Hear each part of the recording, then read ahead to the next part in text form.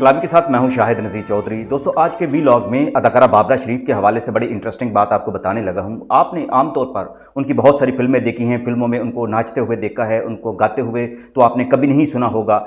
आपने उनकी बहुत सारी जो फिल्में देखी हैं, ख़ासतौर पर वो लोग जो बाबरा शरीफ के बहुत ज़्यादा फ़ैन हैं, उनके लिए ये बात बड़ी इंटरेस्टिंग है कि बाबरा शरीफ ने ज़िंदगी में एक फ़िल्म में एक गाना भी गाया था। और ये बड़ी अजीबोगरीब कहानी इसके हवाले से बयान की जाती है कि बाबरा शरीफ तो कभी किसी ने नहीं सुना कि वो फिल्मों में गाने भी गाती होंगी, लेकिन वो फिल्मों में दूसरों के गाए हुए गानों पर एक्टिंग तो करती रही हैं। लेकिन एक फिल्म ऐसी भी थी जिसमें बाबरा शरीफ ने खुद गाना गाया था, और ये गाना ऐसे नहीं गाया था, इनको दरियाफ्त किया गया था। और ये दरियाफ्त करने वाले कौन थे? मास्टर ताफ़ो खान, जो कभी तबला नवाज के हवाले से बड़े मशहूर थे। उस्ताद ताफ़ो खान अपने दौर के बहुत बड़े फिर म्यूजिक डायरेक्टर बने, और उन्होंने बड़े यादगार जो नगमे थे वो तख्लीक किए थे, और उनके गानों पर ही मैडम नूर जहां को बहुत ज़्यादा शोहरत भी मिले, और उनके गाने आज भी बड़े यूनिक हैं। उस्ताद ताफ़ो ने ही नसीबो लाल को भी बहुत बड़ी गुलकारा के तौर पर फिल्मों में मुतारफ़ कराया था। लेकिन ये कहानी जो मैं आपको बयान करने लगा हूँ, ये बाबरा शरीफ की है, जो उनकी फिल्म खुदा और मोहब्बत जो 78 में रिलीज़ हुई थी और हिट फिल्म हुई थी।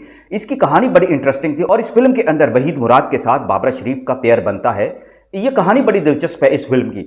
इस फिल्म में बाबरा शरीफ लंदन से आती हैं और एक अंग्रेज और क्रिश्चियन लड़की के रूप में आती हैं। उनकी बहन का जो किरदार होता है वो रूही बानो ने अदा किया था। इसमें जो गुलाम मोहिउद्दीन होते हैं वो रूही बानो से शादी करके जब पाकिस्तान में आते हैं तो अपनी छोटी बहन रूही बानो जो अपनी छोटी बहन को बाबरा शरीफ को भी साथ ले आती हैं। और इस फिल्म में बाबरा शरीफ ने बड़ा अंग्रेजी और उर्दू को मिक्स करके जिस अंदाज में एक्सेंट के साथ डायलॉग बोले हैं वो बड़े इंटरेस्टिंग है। मोहम्मद अली इस फिल्म में एक बुनियादी तौर पर प्रीचर के तौर पर सामने आते हैं, जो इश्क रसूल और खुदा की मोहब्बत में इंसानों को हमेशा अच्छी बात की तलकीन करते हैं। अगर इस फिल्म की कहानी देखी जाए तो बड़ी खूबसूरत है।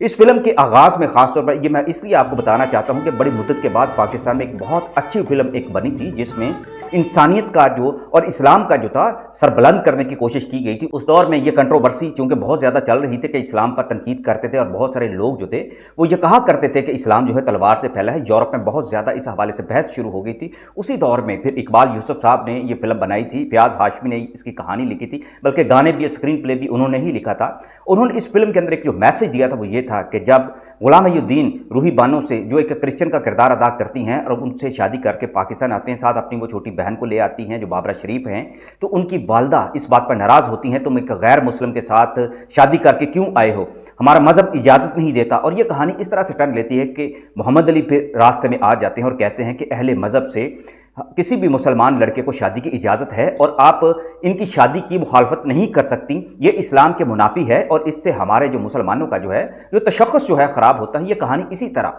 आगे बढ़ती जाती है। फिर बाबरा शरीफ का वहीद मुराद जो इस फिल्म के अंदर एक टैक्सी ड्राइवर का रोल अदा कर रहे होते हैं, उनके साथ मुलाकात होती है।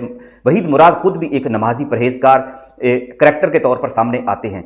बाबरा शरीफ उनसे मोहब्बत करती हैं और इसी फिल्म के अंदर फिर एक गाना जो है फिल्माया जाता है। और भी गाने हैं, लेकिन वहीद मुराद जब एक गाना गाते हैं, एक लड़की को ख्वाब में देखा तुम जैसी, ये एक गाना एक ऐसा था जिसके बोल शायद थोड़े मैंने आगे पीछे कर दिए हों अभी, लेकिन क्लिप में आप वो गाना सुन सकते हैं।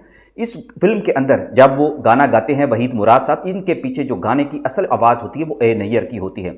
अब होता यह है कि इसके साथ सेकंड पेयर के तौर पर ए नैयर के साथ जो गाना गाती हैं वो बाबरा शरीफ हैं।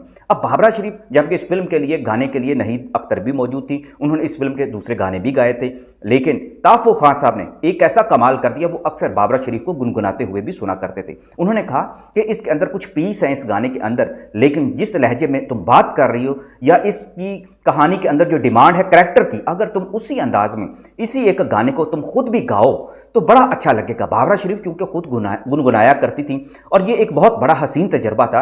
उन्होंने बड़ी मुश्किल से ताफ़ो खान साहब ने उनको मनाया और कहा कि मैं तुम्हें खुद ये गाना गवाऊंगा, और उन्होंने फिर ए नैयर के साथ बाबरा शरीफ को ये गाना गाने पर मजबूर किया और बड़ा खूबसूरती से बाबरा शरीफ ने ये गाना गाया था। इस बारे में यही कहा जाता है। बाद में कुछ लोगों ने कहा कि नहीं, ये बाबरा शरीफ ने नहीं गाया, किसी और अननोन ने गुलकारा ने गाया है, क्योंकि ये नहीद अख्तर तो हो नहीं सकती, उनकी आवाज़ ही बहुत मुख्तलिफ है।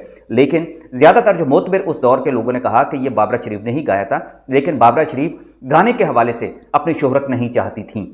ये इसकी क्या वजह थी ये तो बाबरा शरीफ ही बता सकती हैं, लेकिन कहा जाता है कि बाबरा शरीफ बहुत खूबसूरती से गाने भी गाया करती थी, उनकी आवाज़ भी बहुत अच्छी थी, लेकिन उन्होंने इसका तजर्बा जो है बहुत ज़्यादा नहीं किया। अलबत्ता ये भी कहने वाले कहते रहे हैं कि बाबरा शरीफ अपने दोस्तों के हल्के में बहुत अच्छे अच्छे अंदाज में गाने और बड़े खूबसूरत गाने भी गाती रही हैं, लेकिन ये गाना जो है जो खुदा और मोहब्बत जो फिल्म है, इस हवाले से भी हमेशा याद रखा जाएगा कि ये गाना बाबरा शरीफ ने खुद गाया था और इस गाने के बाद एक शोर मच गया था कि पाकिस्तान की फिल्म इंडस्ट्री में नूरजहां के बाद सबसे ज़्यादा अगर को मकबूल हो सकती है एक अदाकारा और गुलकारा के तौर पर, तो ये बाबरा शरीफ है। बाबरा शरीफ ने वैसे तो एक अदाकारा के तौर पर अपनी शनाख्त बना ली थी, लेकिन उन्होंने गाने से इज्तनाब किया।